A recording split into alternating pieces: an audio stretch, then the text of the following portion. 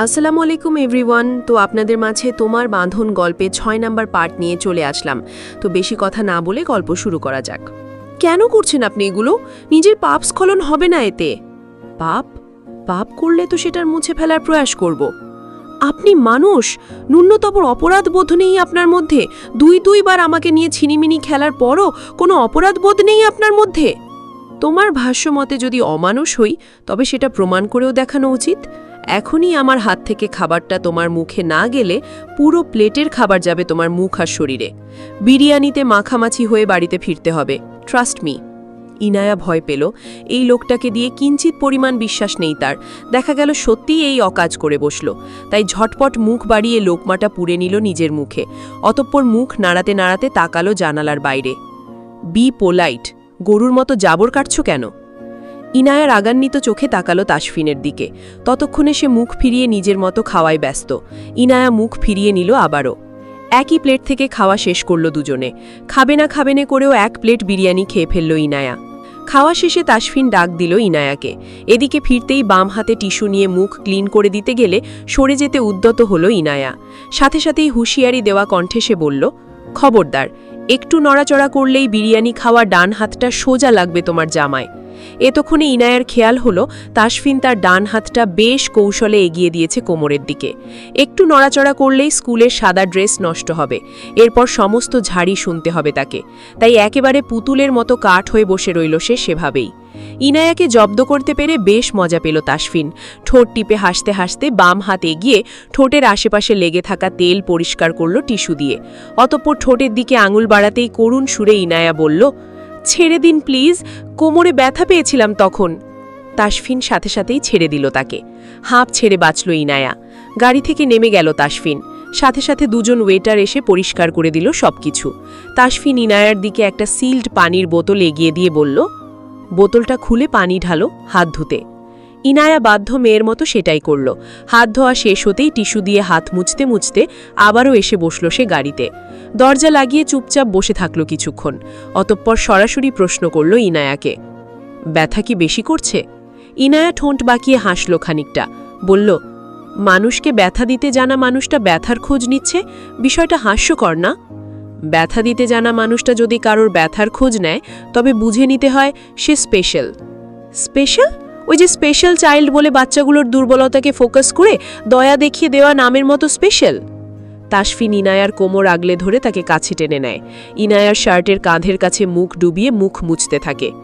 কি করছেন এগুলো? ইনায়ের আতকে ওঠা কণ্ঠ শুনে তাসফিন বেশ অবাক হওয়া কণ্ঠে বলে, কই কি করলাম? এই যে এটা কেমন অসভ্যতামি!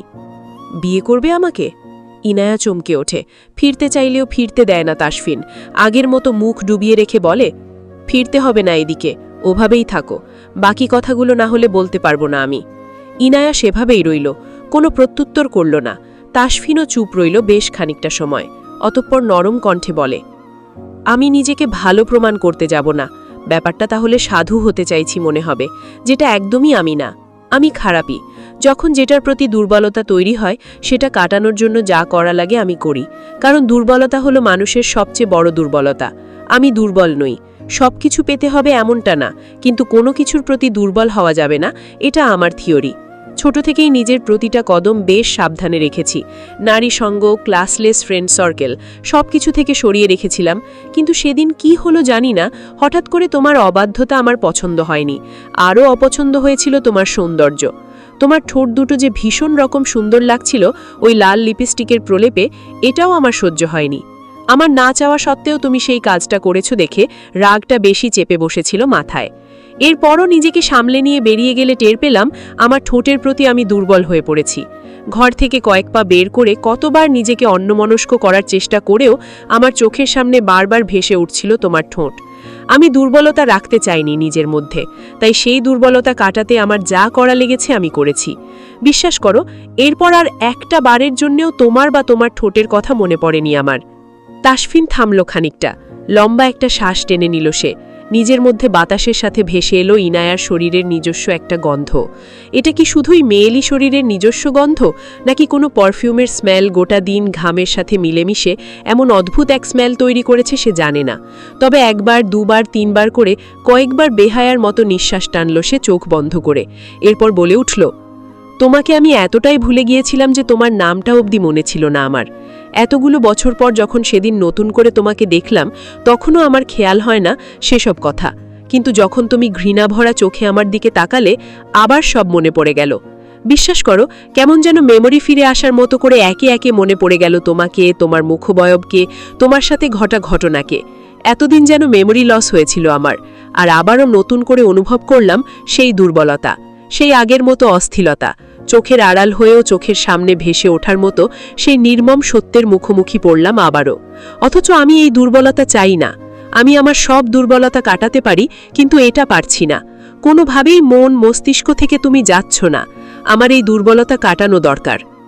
কথাটা শেষ করে মাথা তুলে চাইল তাসফিন। অপেক্ষা করছে ইনায়ার উত্তরের। ইনায়া বেশ শান্ত ভঙ্গিতে তার দিকে তাকালো, শীতল কণ্ঠে বলল, আগেরবার দুর্বলতা কাটাতে আমার ঠোঁট লেগেছিল, এবার নিশ্চয় পুরো আমিটাকেই লাগবে। তাসফিন মাথা নাড়িয়ে হ্যাঁ সূচক উত্তর জানাতেই সকাটে একটা চড় পড়ল তার ডান গালে। অবাক চোখে ইনায়ের দিকে তাকাতেই রাগে ফুসফুসে উঠে ইনায়া বলল, লম্পট একটা, নারী শরীরের প্রতি এত খিদে আপনার, ছি। ভর সন্ধ্যায় পিচ ঢালা রাস্তায় দাঁড়িয়ে ইনায়া ভ্রুকুচকে তাকিয়ে সামনে দ্রুত বেগে এগিয়ে যাওয়া গাড়িটার দিকে। কপালের সূক্ষ্ম ভাঁজ ধীরে ধীরে গাঢ় হল তার। রাস্তায় পড়ে থাকা একটা ইটের টুকরোতে জোরে লাথি মারল সে। রাগটা কমল না তবুও। উল্টে টুকরোটা গিয়ে লাগলো একজন বৃদ্ধার গায়ে। ভীষণ ব্যথা পেয়েছে টাইপ একটা ভঙ্গি করে তেড়ে এলেন তিনি ইনায়ার দিকে। কপট রাগ দেখিয়ে বললেন, এই মেয়ে, এই এগুলো কি? হ্যাঁ, রাস্তায় চলতে যেন না, লোকের গায়ে ইটের টুকরো ছোড়ো কোনাক খেলে। ইনায়া খানিকটা বিরক্তি নিয়ে বলল, আমার ভুল হয়ে গেছে দাদি, সরি। এতে অবশ্য বৃদ্ধার রাগ কমার বদলে বেড়ে গেল। কোমরে হাত দিয়ে ঝগড়াটে ভঙ্গিতে বললেন, দাদি? দাদি কাকে বলো তুমি মেয়ে? তুমি দাদি, তোমার 14 গোষ্ঠী দাদি।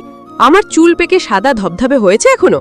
বিয়েই করলাম না এখনো, আর এই বেয়াদব মেয়ে আমাকে দাদি ডাকে? তোমার চেয়ে গুনে গুনে কয়েক বছরের বড় হব, দাদি ডাকো কোনাক কেলে।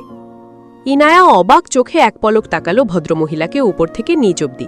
এরপর বলল, বুঝতে পারছি, আপনার জন্য দাদু খুঁজতে হবে একটা, দাদি আম্মা। 51 বছরকে না হয় উক্ত করে 15 বছর কিভাবে বলেন? খুবই সিরিয়াস বিষয় এটা। আপনার মন মেজাজ ঠিক করার জন্য হলেও একটা দাদু লাগবে।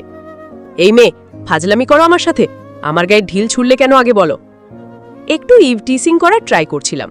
এই ধরুন, আমি যদি ছেলে হতাম, নির্ঘাত আপনার প্রেমে পড়ে যেতাম, আর এরপর আপনাকে কাছে ডাকার জন্য এভাবেই ঢিল ছুড়তাম।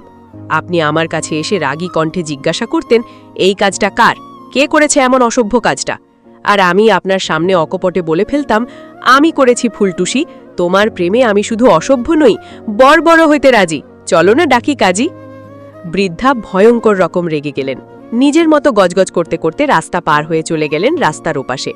পিছু ফিরে একবার ইনায়ার দিকে তাকিয়ে হাঁটা ধরলেন নিজের পথে। ইনায়ার তখন দম ফেটে হাসি আসছে। এক অভুগ্র অসভ্য লোকের ওপর রাগটা বেমানুম ভুলে গেল সে। কোনো প্রকার বাক্যব্যয় ছাড়াই লোকটা যে তাকে গাড়ি থেকে এই মাঝ রাস্তায় নামিয়ে দিয়ে চলে গেছে সেই বিষয়ে ভুলে সে মুখে হাত চেপে হেসে উঠল বৃদ্ধা চোখের আড়াল হতেই। দেখেই মনে হচ্ছিল বেশ জব্দ হয়েছেন তিনি আজ। এসেছিল পায়ে পা লাগিয়ে ঝগড়া করতে, অথচ ফিরল রাগে গজগজ করতে করতে। কিছুক্ষণের মাঝেই সাবা আর ইলমাকে বেরিয়ে আসতে দেখা গেল। সাথে সাথেই অপমানে থমথমে হয়ে পড়ল তার মুখটা। চট করে মনে পড়ে গেল তার ওই না কুচু বেয়াদব লোকটার কথা। মনে মনে শখানেক গালি দিয়ে একটা রিকশা ডাকল সে। রাগে দপদপ করছে তাসফিনের কপালের রগ। জোরে বেশ কয়েকটা বাড়ি মারল সে স্টিয়ারিংয়ে। ফলস্বরূপ নিজেই ব্যথা পেয়ে গেল ডান হাতে। রাগে থমথমে মুখ নিয়ে বিড়বিড় করে বলল, আজব দুনিয়ার গজব একখানা মেয়ে পছন্দ হয়েছে তোর তাসফিন, চুল্লুভোর পানিতে ডুবে মরা উচিত। জ্যামে আটকে পড়া গাড়িতে কপালে আঙুল ঠেকিয়ে বসে তাসফিন। ফুল পাওয়ারে এসি চলা সত্ত্বেও কপালে তার বিন্দু বিন্দু ঘাম। নিমগ্ন হয়ে ভাবছে সে কিছুক্ষণ আগের ঘটনা। থাপ্পড় খেয়ে চোখ গরম করে তাকায় তাসফিন ইনায়ার দিকে।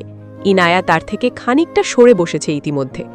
রাগে অপমানে চোখ দুটা বন্ধ করে ফেলল তাসফিন সাথে সাথেই। অতপর ঝট করে চোখ খুলে এক প্রকার হামলে পড়ল সে ইনায়ার ওপর। বাঘ যেমন তার শিকারকে পাজিয়ে ধরে মুখ দিয়ে, তাসফিন তেমনভাবেই সিটে হাঁটু মুড়ে দুই হাতের মাঝে পাকড়াও করল তাকে। যেমন করে চন্দ্রগ্রহণের সময় চাঁদ গ্রাস করে ফেলে সূর্যকে, তাসফিনও হাঁটুতে ভর দিয়ে দাঁড়িয়ে গাড়ির ব্যাক সিটে। ভাঁজ করা তার দুই পায়ের মাঝে জড়সড় হয়ে রাখা ইনায়ার পা, বাঘের মতো তার দুই হাতের থাপা রাখা ইনায়ার দুই পাশে। ভয়ে জড়সড় হয়ে চোখ খিচে বন্ধ করে রেখেছে ইনায়া, বুক তারা দুরু দুরু করছে ভয়। এই বুঝি লোকটা তার ওপর হামলে পড়ল, কিন্তু সেসবের কিছুই হলো না। উপরন্তু তাসফিন তার গলার কাছে মুখ নামিয়ে জোরে নিঃশ্বাস ছাড়ল, সাথে সাথে বলল, I don't like your smell, get lost. Inaya বেশ ভয় নিয়ে আমতামতা করে বলল, সরুন আপনি, আমি চলে যাচ্ছি। তাসফিনের ঠোঁটের কোণে বাঁকা হাসি ফুটে উঠল, সেটুকু ধরে রেখে সে বলল, আমি না চাইলে তুমি একটা পাও নাড়াতে পারবে না মিস মারিয়াম। লিসেন, একদিন তুমি নিজেই পাগলের মতো চাইবে আমাকে। Just wait and watch, and this is Tasfin Nuhash promise. দিবা স্বপ্ন বড্ড বাজে জিনিস, মিস্টার... তাসফিন ভ্রু কুচকে তাকালো ইনায়ার দিকে, জিজ্ঞাসু কণ্ঠে বলল, হোয়াট ইজ দিস... আপনার নাম মুখে উচ্চারণ করতেও আমার ঘৃণা লাগে, তাই এই... get out, I said, get out from my car. আচমকা তাসফিনের মুখভঙ্গি বদলে কঠোর হয়ে গেল। ইনায়া সবেমাত্র নিজেকে স্বাভাবিক করতে যাবে, তখনই জোরালো কণ্ঠে বলে ওঠে তাসফিন কথাগুলো। চমকে উঠল ইনায়া, ভয়ে হিতাহিত জ্ঞান শূন্য হয়ে বসে রইল চুপচাপ, কিন্তু থেমে রইল না তাসফিন। গাড়ির দরজা খুলে হাত ধরে টেনে বের করে দিল ইনায়াকে। অতপর ভীষণ রকম ঔদ্ধত্যের সাথে গিয়ে বসল ড্রাইভিং সিটে। অতপর সাঁই সাঁই শব্দে গাড়ি বেরিয়ে গেল ইনায়ার চোখের সামনে থেকে। ইনায়া সবার আগে উঠে বসেছে রিকশায়, থমথমে মুখ নিয়ে বাতাসে কথা ছোড়ার মতো করে অন্যদিকে মুখ ফিরিয়ে রেখে বলল, যার যাওয়ার তাড়াতাড়ি উঠে আয়, না হলে এখানেই বসে থাক। সাবা উঠে পড়ল চট করে, কিন্তু বিপাকে পড়ে গেল ইলমা। রিকশায় দুইজনের বেশি বসা সম্ভব নয়। কাদো কাদো মুখ নিয়ে ইলমা তাকালো ইনায়ার দিকে। ইনায়া তার হাত বাড়িয়ে দিয়ে বলল, উঠে আয়, আমাদের কোলে বসে যাবি। অসম্ভব, আমি ঢ্যাং ঢ্যাং করে নাচতে নাচতে যাওয়া রিকশায় কোলের ওপর বসবো নাকি আমি? কখনোই নয়। তাহলে এখানেই বসে থাক, কেউ এসে বেবি ফুড আর ন্যাপকিন দিয়ে যাবে তোকে।